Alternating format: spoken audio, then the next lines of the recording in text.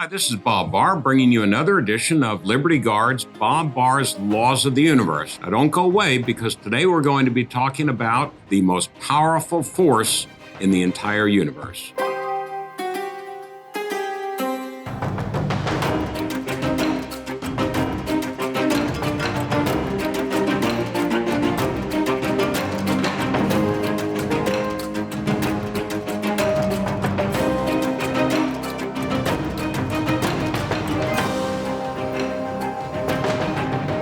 Please remember to subscribe to our YouTube channel and to follow Liberty Guard on social media.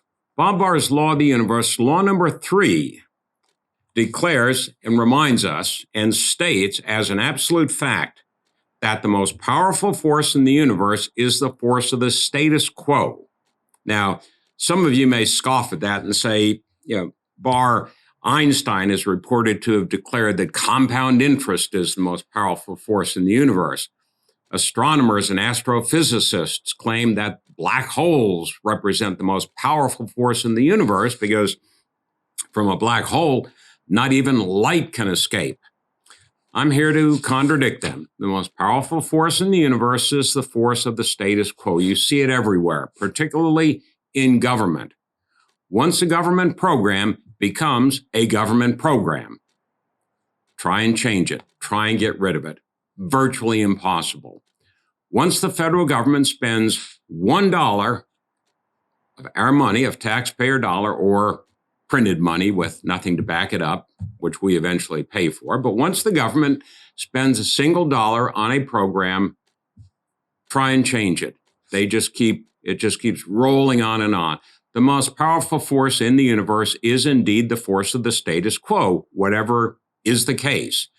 We saw this on display just recently when Biden's Attorney General Merrick Garland refused to call back a memo that he had sent out to all U.S. attorneys across the country, all 93 U.S. attorneys, and to the head of the FBI, and to the head of the criminal division at the Department of Justice, that was in response to a September 29th letter to the Department of Justice from the National School Board Association. You remember them. The National School Board Association is the group that wants parents who object to what school boards are teaching their children to be called terrorists.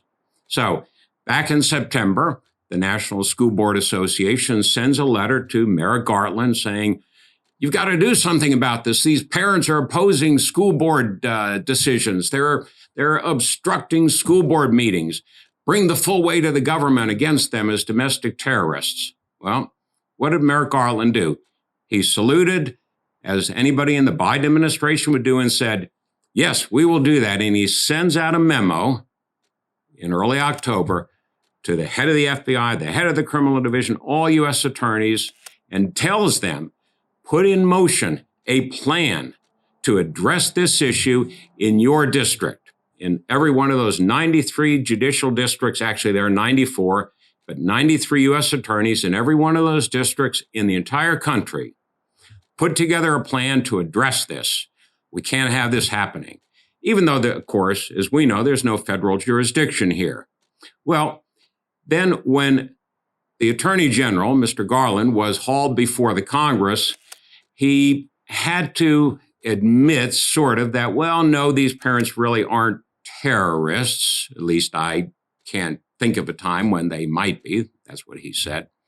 But when he was asked directly to rescind that memo that he sent to all of those U.S. attorneys all across the country to pull back and not work toward declaring and uncovering and investigating and prosecuting parents who might object to school board meetings and decisions, he refused.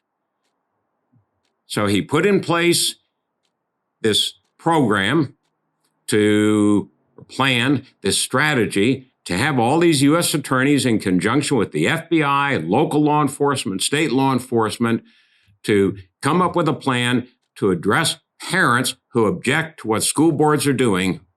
And even though the Attorney General was forced to admit before Congress that he can't think of any circumstance under which a parent objecting to a school board decision would be considered a terrorist, he refuses to pull back that memo.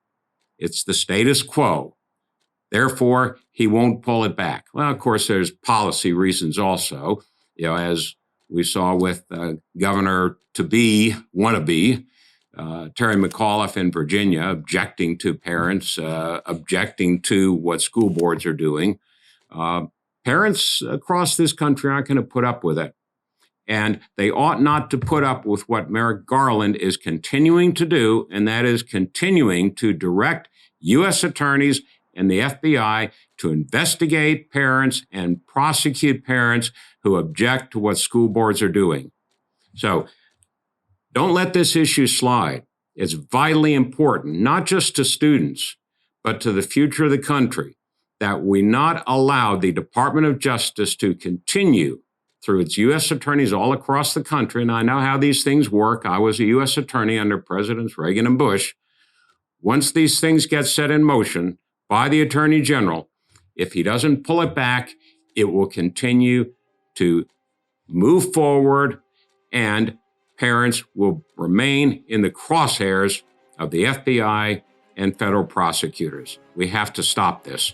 We cannot allow Bob Barr's Laws of the Universe, law number 3, that the most powerful force in the universe is the force of the status quo, to control here. We need to stand up to this.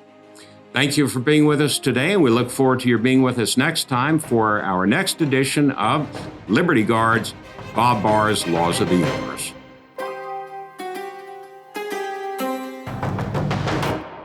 This is Bob Barr, and I'd like to thank you for having checked out our program here today. We appreciate your support, your participation, and encourage you to go to libertyguard.org to learn more about our programs and also to help support to further individual freedom and fight against government abuse. One of the ways, but not the only way we do this, is through Bob Barr's Laws of the Universe, but through many, many other programs in support of individual liberty and against government abuse. So please remember to join us. Go to libertyguard.org and join us once again for Bob Barr's Laws of the Universe. Thank you.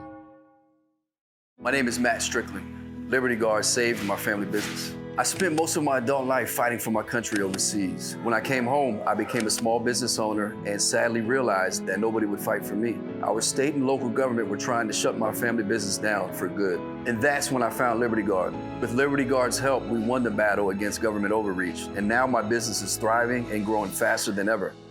Stand with Matt and others just like you in the fight against government overreach. Join Liberty Guard today.